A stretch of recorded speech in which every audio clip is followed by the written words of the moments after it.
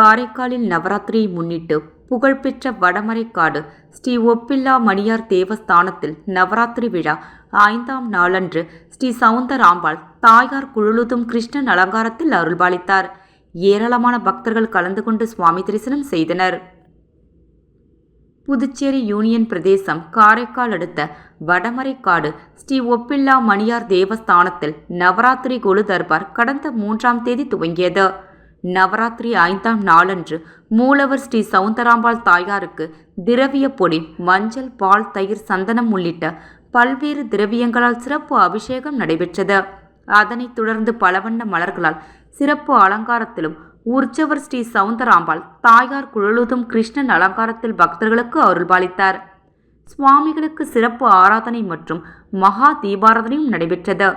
நிகழ்ச்சியில் ஆலய நிர்வாக அதிகாரி வேலுமணி உள்ளிட்ட ஏராளமான பக்தர்கள் கலந்து கொண்டு சுவாமி தரிசனம் செய்தனர்.